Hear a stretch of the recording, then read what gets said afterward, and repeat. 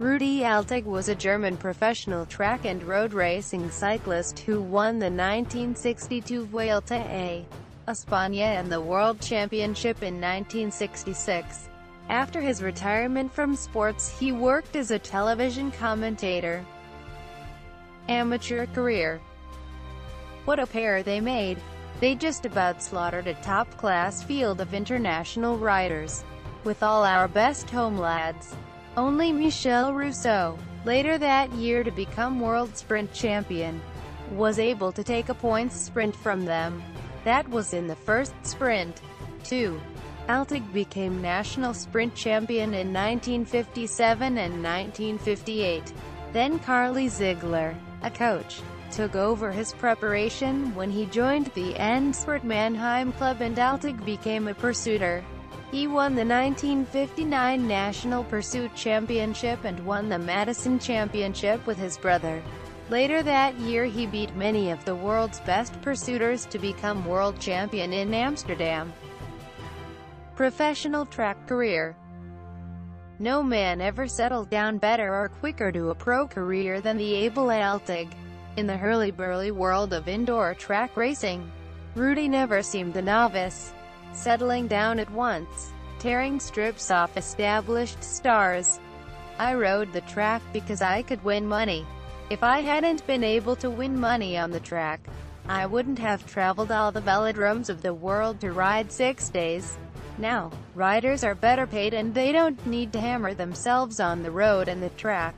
In our era, we did everything to try to win money. Modern times are different. You have to understand that. You can't compare the two eras. But I don't regret ours. Altig, who was 180 meters tall and weighed 80 kilograms. Road career. Altig started his professional career as a track rider. It was Rafa El Geminiani who persuaded him his future was on the road. Altig agreed because fame on the road would give him better contracts on the track. He won the Vuelta a España and 3 of its stages in 1962. He was Malo John for 5 days in his first Tour de France that same season, winning 3 stages and the points competition, and finishing 31st. I could not accept that Altig could beat me. Going round the back of the circuit we came to a gentleman's agreement. Both of us had worked hard in our little break and therefore we each deserved an equal chance of victory. We agreed to separate when we reached the 1 kilometer to go board and ride in side by side. Altig was quite happy about this for I am sure he thought he could put it across me. So there we were, 2 gentlemen virtually fighting a duel over the last kilometer. I was glad that Altig had accepted my proposal for it was the fairest way out. I have always regarded him as a great rider and his showing that day did nothing to make me change my mind. But the world title was not denied for long. He won the 1966 championship not too far away from his home, at the Nürburgring. There was controversy because Altig had been helped by Johnny Motta, riding that day for Italy but normally Altig's companion in the Molteni team. The concern was quickly overshadowed by the refusal of the first 3 riders to give urine samples for a drugs check. Altig took 3 stages in that year's Tour, finishing 12th place overall, and 2 more in the Giro d'Italia, in which he came 13th. The second and final classic win came in the 1968 Milan-San Remo. Jacques Anquetil. Altig rode his first Tour as a domestique and as team sprinter for Jacques Anquetil. The two developed a rocky relationship in the Tour of Spain that hardened when Altig took the yellow jersey early in the Tour de France. Generally in a race of the Baracchi type, the changes are very rapid, with stints of no more than 300 yards. Altig was at the front when I started the check, and he was still there a minute later.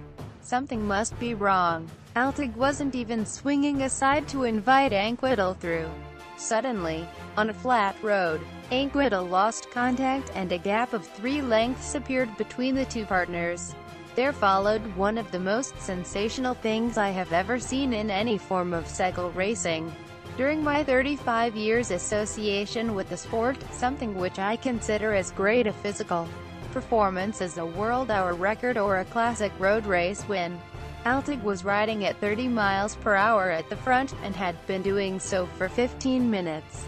When Anquetil lost contact, he had to ease the pace, wait for his partner to go by, push him powerfully in the back, sprint to the front again after losing 10 yards in the process, and again settle down to a 30 miles per hour stint at the front.